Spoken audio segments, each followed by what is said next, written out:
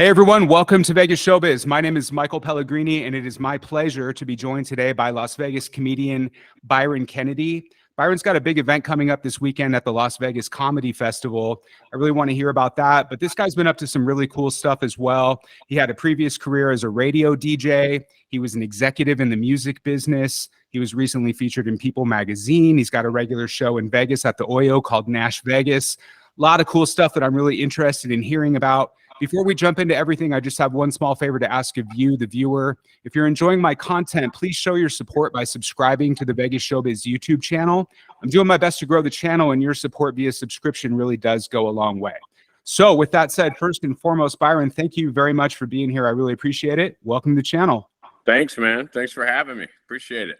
Absolutely. So I want to hear about your career, but first and foremost, time is of the essence. The Comedy Festival is coming up this weekend. Can you tell me a little bit about your involvement there? So Laugh After Dark Comedy Festival, first part of October. I get in Sunday. I perform at the headliners show that kicks the thing off on Sunday night at the Strat at LA Comedy Club. Okay.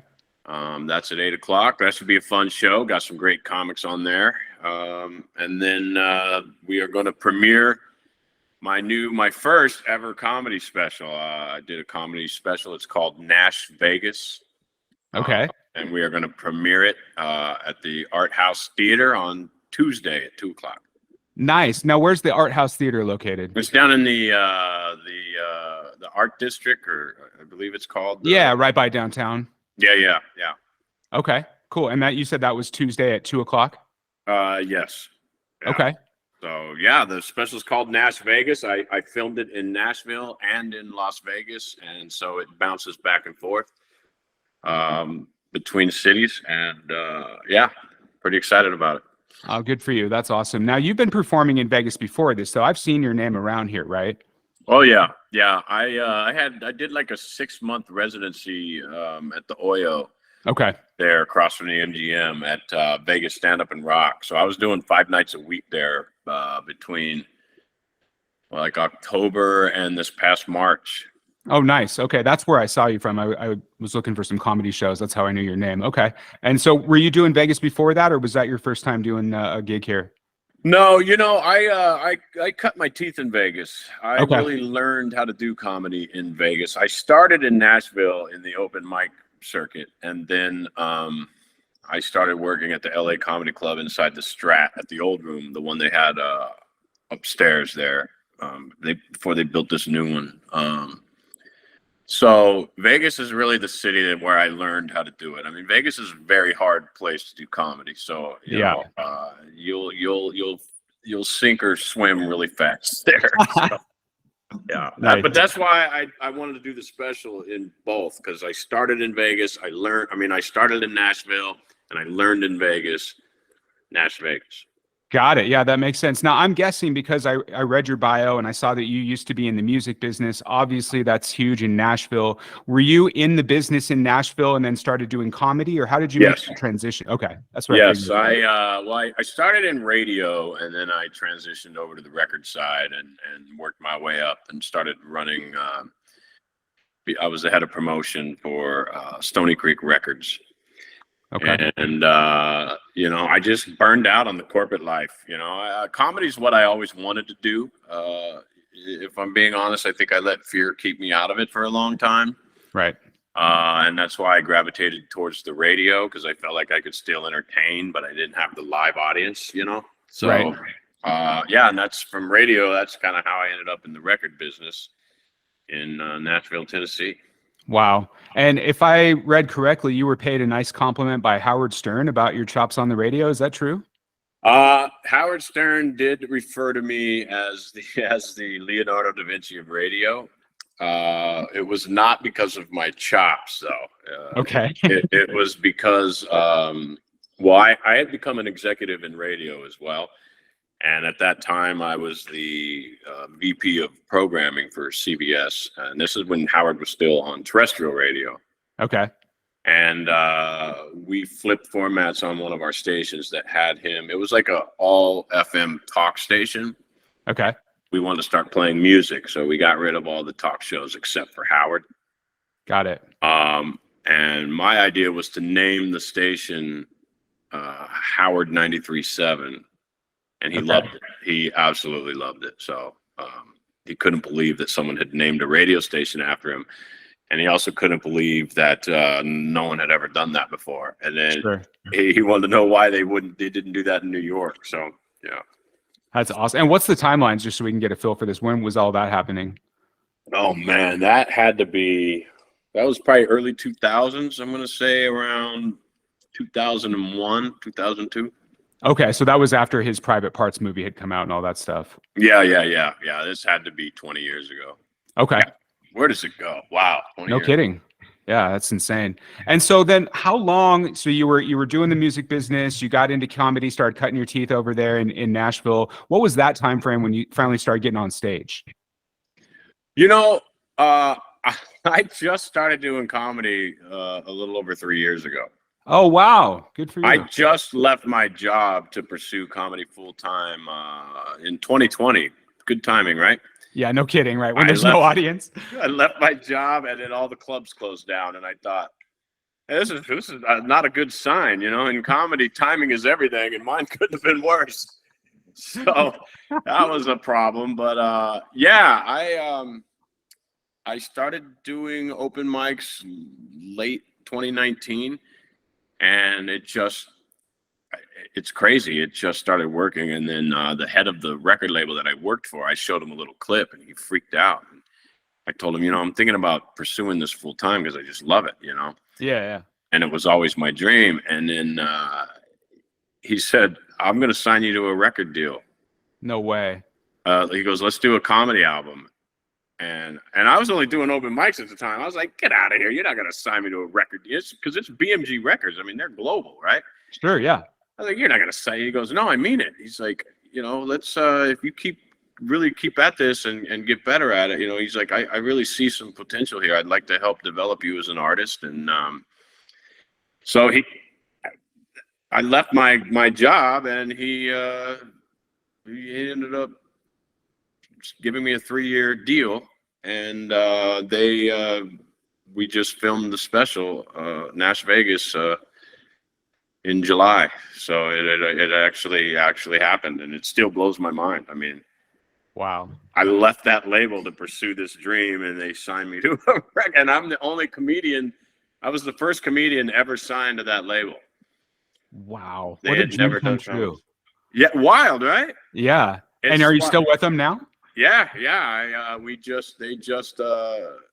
They funded this whole thing, this special that it's nuts.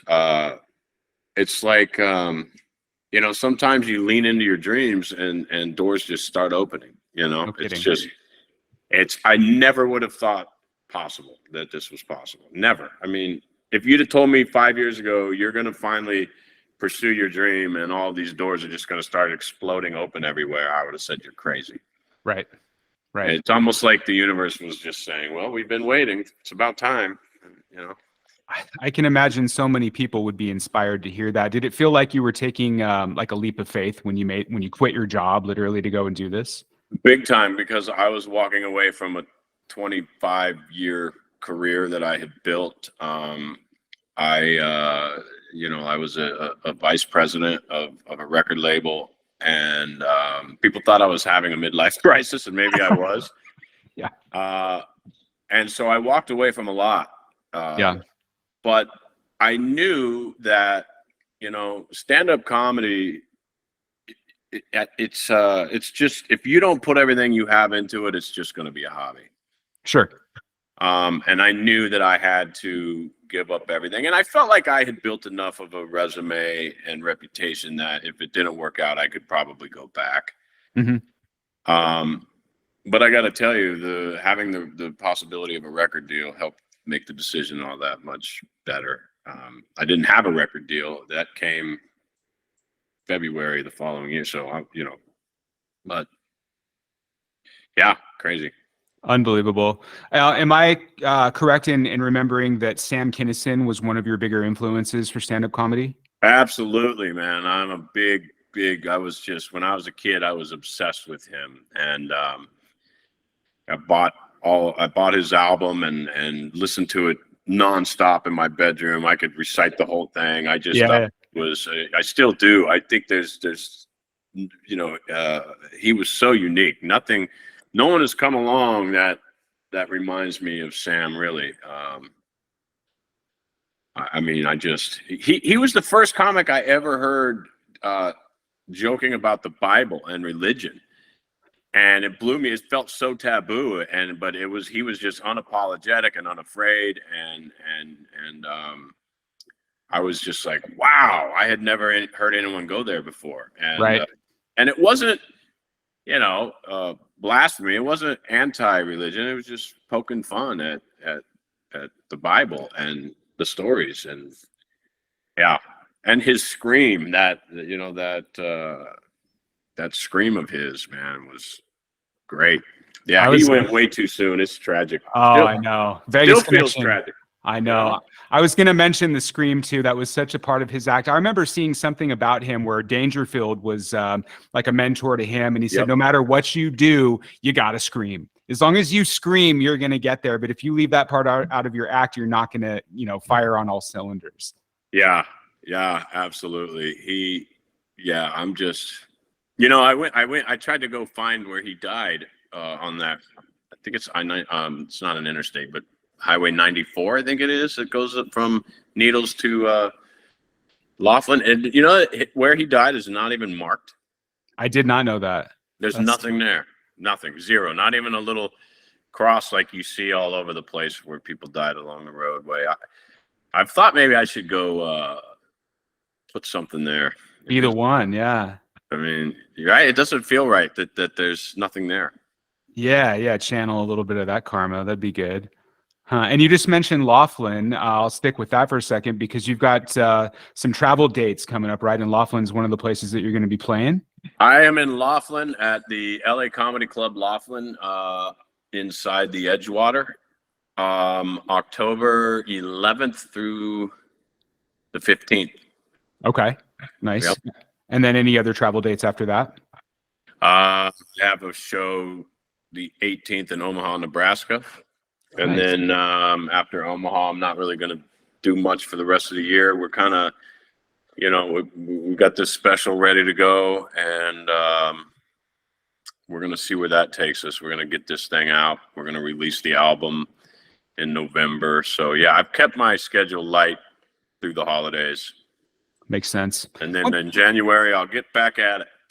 Yeah, that makes sense. Yeah, go strong after that. So one thing I'm curious about, so you made this major transition, right? You're suddenly a professional comic. Life on the road is suddenly a part of your life now, right? What was that transition like to suddenly, you're moving from city to city, hotels, all that stuff? Was that glamorous? Did it suck? Like, what was your impression of having to go on the road and perform to a different city every night? I love it, man. Yeah, I love it. It's a grind, and but I love being in places I've never been. I love driving through some of the places that you drive through on the way to some of these places. But as far as being on the road and being in hotels, when I was in the record business working promotion, we had 180 radio stations across the country that we would have to visit. So I was kind of used to traveling around and being on the road, just not performing, Yeah, that makes sense. Are you ever, when you're going to these new cities, are you sneaking new material into your set, or are you more of like a go home and workshop to put together an entirely new set? How does that kind of come together for you? I try to work on new material as often as I can and sneak in a new joke or two in the set because, you can only milk your hour for so long. But at the same time, man, people don't realize how hard it is to create an hour of material. I mean, it's a lot of work, a lot of time, and then you will just want to, you want to do that hour forever. Unfortunately, you can't. So yeah, I'm always trying to get the new stuff in there, man. But the ego doesn't like it. The ego doesn't want to work on new material. The ego is like, hey, you can stand up here for 60 minutes and everything you say is going to work. Why take a chance? Because a lot of times your new material is not going to work right away. It's going to suck. and you're gonna have to watch it back, and you're gonna have to figure it out, and that's not fun. That's the work. You know, people don't realize they see a bit that kills. That bit probably failed the first 5 times. Really? And didn't kill until maybe the 20th or 30th or 50th or 100th time. You know? Wow. I mean, sometimes you just give up on a bit and scrap it all together. So when you're working, you know, okay, I'm going to take this 5-10 minutes out that I know is going to get a laugh and you know, make me feel good, right? Right. I'm going to take that out and I'm going to put this in. It's probably going to struggle. So it takes a lot of discipline, but the reward is well worth it, man. When you get that new bit, oh man, it's a shiny new toy. You know? I can't imagine. What's the difference between when it fails and when it kills? Is it your timing, or is it that you're figuring out your verbiage a little bit better, or what is that for you?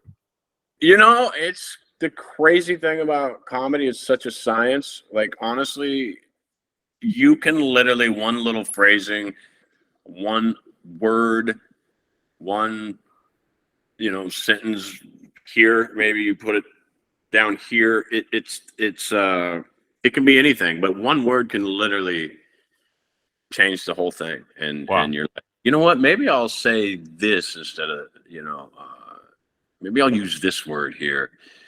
And it's crazy when you watch it back. I hate watching myself. It's the hardest part for me. and what is so necessary, but you watch it back and you'll see, okay, I need to pause here. I need to let this breathe, or I need to, I gave the joke away. A lot of times you'll do that on a new joke. Okay, I need to hide this punchline a little better. Because when you're storytelling, right? You know, I'm not a joke comic. I'm not set up, punchline, set up, you know, the rim shot stuff. That's a whole different art form, and I think it's harder personally, because if there's an obvious place for the laugh to come and the laugh doesn't show up, that's a sinking feeling, right? But if you're just telling a story and you're the only one that knows where the laughs are supposed to show up, and the laugh doesn't show up, you just keep going, right? Sure. In the story, and you fix it so that the laughs do show up. So, what was the question? Sorry, I think I got off on some tangent. I love talking about the science of comedy. So I can tell. You know, I'm curious, you know, just to give people that are thinking about making the same kind of leap of faith the confidence to do so. Did you, on the personal side, was there nerves at first? Was there imposter syndrome? Were there struggles that you had to overcome to make that leap of faith? Or, you know, how did it go for you in getting started at those early stages? All of it. You know, I still suffer from imposter syndrome at times. I don't know if that'll ever go away. Yeah. You know, look, so my first time, I tried to chicken out. A friend of mine took me down. He's a very well-established comic, been doing it 30 years. He took me down to an open mic in Long Beach, California. Mm-hmm. And I told him, I said, look, I'll go down there. I just want to watch. I want to take it all in, you know, and then we can go back next week and I'll go up. Okay. Well, he put me on the list. And so I was just sitting there drinking a beer watching, and the promoter, the guy that runs the room, John, comes over and he's like, hey, man, is your friend ready? He's next. And I was like, who's next? And Willie said, you are, fool. And I was like, I'm not going up. What are you talking about? I just came here, and we had worked on some jokes together, right? He was helping me with my premises on how to write comedy, some of my ideas. So we'd worked on some stuff. But I was like, no, I'm not doing it. Yeah. And so Willie, I'm talking about Willie Barcena. He's like, God, all right, fine. I'll go up there. You know, you pussy. I'll let me do it. And so he goes, watch this. He goes up, but he's, you know, been doing it 30 years. He's very comfortable. Sure. He just starts making jokes about the table or the floor or the walls, just whatever's coming to his mind, and doesn't care that it's not going. He was purposely not doing well to show me that it's not going to kill you.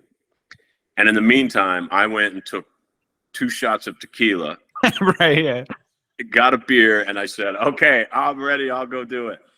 And thankfully, John gave me another chance, because a lot of guys might have been like, you know what? you bitched out, you missed your chance. You know Sure. what I mean? And so he let me get my opportunity to go back up, and it didn't go well at all. I didn't remember any of the stuff we worked on. I was just up there riffing, and it didn't go well, but I got just enough of a laugh. Yeah, the taste. At one point where I was like, ooh, I want more of that. And it didn't kill me. You know, I didn't get heckled. I didn't get booed, you know. And so I lived through that little 5 minutes, and I was like, and then Willie and I went out and celebrated like I just killed on the Tonight Show or something. Like, sure, yeah, of course. because I popped my cherry. But, you know, that was not an open mic. That was it's a very hard room. It's people actually pay to go in there. So, there was a little pressure in that respect. But what to get back to what you said, like for people aspiring to do this, when you go do your open mics, you got to remember, man, open mics are not to kill. It's not going to go well. Okay. They're brutal. They're brutal. And I think that open mics have probably broken the back of a lot of aspiring comics that just, because it made me want to give up. You know, you're just like, I suck at this. But the thing about it is you're in a room full of aspiring comics. Sure. And there might be just 12 people there, and all 12 of them are judging you, or they're thinking about what they're going to say when they get up there.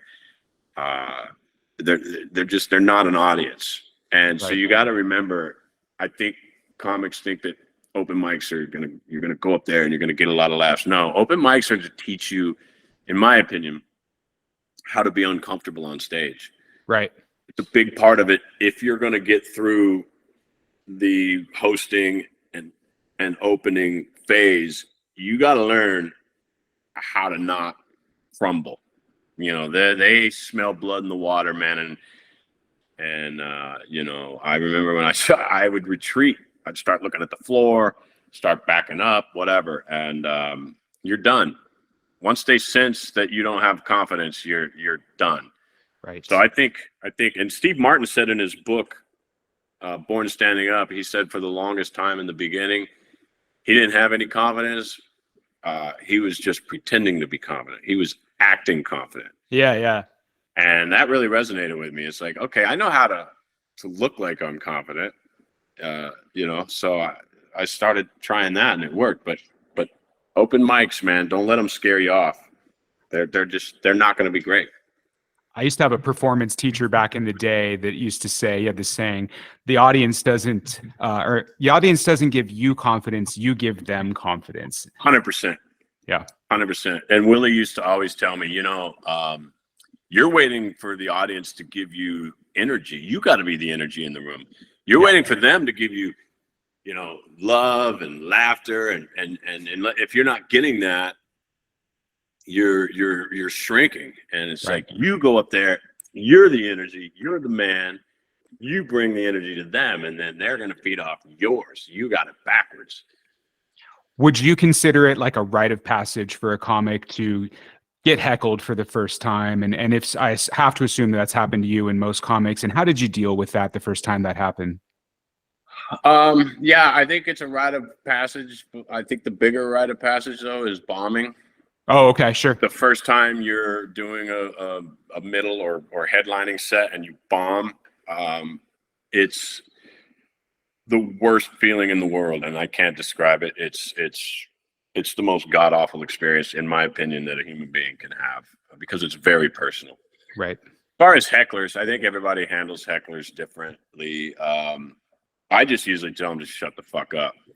Right. Good for you know, because it's like, and you can usually shut them down real quick. I don't spend a lot of time on them. But you do feel really good when you roast one really well. Like, that's the greatest feeling in the world. I do remember this woman. I think the first time a woman like really yelled something out to me, it was in Vegas. I did a joke about online dating and how the woman she used fake pictures, and that she was a lot heavier. And I'm trying to remember the joke, but I made a joke about her being a lot heavier. I don't remember, like we were messaging back and forth, and that I had said something, you know, because I was mad about the fake pictures annoyed me, so I went after the woman about it, and it got some laughs. And right when the laughter died or subsided, when it got quiet, the woman right of the stage or left, she's like, "Asshole." Yeah. And I was like, "What?" And she goes, "You're an asshole." And this was the first time I ever, and thankfully, I just I leaned over and I went, "Oh my God, it's so nice to see you again." Nice. And the place erupted because you know, the crowd is usually on your side. They don't want an interruption either, you know. Sure. And it got a huge laugh, and I was so damn proud of myself. But there have also been times where you're not as quick, and you got to shut it down quick, or it can get out of control real fast. So sometimes you almost have to just be an asshole and tell them to shut up. Yeah. You got a job to do here. Well, you said you've been through the bombs. Those are a rite of passage. Was there ever one that had you second guessing yourself, that you're like, I don't know if I can do this. I can't put up with it. I mean, clearly you made it through, but did you ever come close there at all? You know, one of the very first times I headlined, and it was at a little club in Planet Hollywood, of all places, and I bombed so viciously that, yeah, I was like, it wasn't whether I wasn't really questioning whether I could do comedy or that I wanted to continue doing comedy, but I was more questioning if I was ready to headline, because I moved fast. I moved really fast up the ranks. I didn't even, I skipped the whole hosting phase because I had Willie, and he threw me in the deep end, and he took me on the road with him, and he had me featuring before I even had enough material to feature. He was like, well, you better figure it out. Right. And so when I started headlining, you know, pretty quick. And so, and, you know, in hindsight, maybe I wasn't ready, to be honest. And, you know, when you first start headlining, you're not always equipped. You're not equipped for bombing. And if you don't handle it the right way, you're going to be in big trouble, man. And Right. And 50 minutes is a long time when it's not going well. And I bombed so bad that there was a Miranda Lambert concert happening that night, right? And so they had it set up where you couldn't pay for your parking on the way out. You had to get your little ticket, right? And they have two places to pay for your parking at the door, and the lines to pay for parking were a mile long when I came out of that show. Okay. And so I came out of that show and saw those lines, went to the car, changed my shirt, put on a hat, and got rid of my glasses. Basically, didn't want anyone to recognize me in case anyone in that line to pay for parking had been at that show. I didn't want to say, that's that fucking guy this guy stinks. You know, I basically put on a disguise. Right. To pay for my parking. And I remember the next day, I just felt so defeated. I called my buddy Willie, and I was like, dude, I ate a big one last night at Planet Hollywood, man. Bad. And he laughed, you know, and he's like, he goes, well, I got some news for you. I don't know if this is going to make you feel better or worse. Right. And he said, it's not going to be the last time. Yeah. And it actually made me feel better. He's like, bro, you're never immune from having a bad night. But what happens when I said I wasn't equipped? So what happens is when it starts going bad, you know, and I had a few little pockets of people laughing, but for the most, and then those start to go out. Those little flames you have in there, they start to go out because they're looking around like, well, why is no one else laughing at this? Right. So you start to lose the room, and you feel it. And so what do? The mistake I made that I think is common is I started going to my best stuff. Okay. And to try to get the room back, like show them I got jokes, you know, usually, you know, you try to start with the good stuff and then you end with my best stuff was usually at the end of my set. I had like a good 15 minutes that I felt great about. Okay. So I started throwing every tool in the toolbox and my best shit at them, and it ain't working. Really? Even then? Okay. Even my best material that is, some of it's in my special. It's like my best never. Some of those jokes had never failed me ever. Mm-hmm. You start throwing that at them, and it's not working because now they just think you're a boob, right? They're like, this guy sucks. Yeah, yeah. The energy they don't is even. flipped. You can't. You're not gonna get them back. But then when you burn through your best 15 minutes, and it's crickets, and you got another 25 minutes to be up there. Ooh, that's a sinking feeling. Now you know I got 25 more minutes of this, and I don't even have my best stuff. Oh my God, that's got to feel like an eternity. I remember I just kept looking at the clock. I think I cut the light. I didn't even finish. I think I got off like 5 minutes early, which is an eternity, or maybe even 10 minutes early. Yeah, but you just got to get back in the saddle, right? I mean, if you're committed to it, this is what you signed up for, and you just get back in there and try again next time. It's a different room, right? You get back in there, and what's the craziest thing about comedy is, I think literally I was in El Paso with Willie featuring, so I had like a 30-minute set. Literally 2 days later, I'm in El Paso, and I'm killing with the same jokes. Yep. The difference is I wasn't getting my ass handed to me, so I wasn't, I didn't lose it's all about that confidence. Once I lost that confidence at the other gig, I was done. But see, now I can get through it. Now, like, there was a time, sometimes you just get a room full of people that don't get you, right? Just like sometimes you get a room full of people that all love you. They all get you. They're like, oh, this guy's great. And then sometimes it's a mixed bag. But sometimes, unfortunately, you get a room, no one in that room gets you at all. Right. And if you're not now, like one time I ran into that. When I was doing 5 nights a week in Vegas, we'd be doing comedy on a Tuesday. And, sometimes those, you're in there with 12 people. And so now when it's not going well, I just acknowledge it and make fun of it. Say something like, man, these jokes were really killing last night. I wonder if it's because someone else was telling them. Right. Or whatever. And you acknowledge the elephant in the room, and you don't sink. So it's got to feel like you've sort of arrived at that point. You can just work through that. Nice. Well, I want to be respectful of your time, but for those that may have missed the stuff about the festival this weekend, I want to make sure we hit that again. So can you just give the info one more time about the stuff in Vegas coming up this weekend? Sure. Laugh After Dark Comedy Fest, October 1st. Sunday, I will be at the Strat, the kickoff show, the headliner show, and then we are going to debut my special NashVegas on Tuesday the 3rd. At Art House Theater. And that's at 2 p.m.? Yep. Okay. Well, I hope to be able to come and see you perform sometime in person. I would love to see you do the show, but really appreciate you coming on the channel today. It means a lot to me. Absolutely, man. Thanks for having me. Appreciate it. Yeah, absolutely. Well, best of luck to you on the show. And I hope to see you live someday here in Vegas. Right on, man. Thank you. All right. You have a great day. Thanks, you too. Bye-bye. Okay.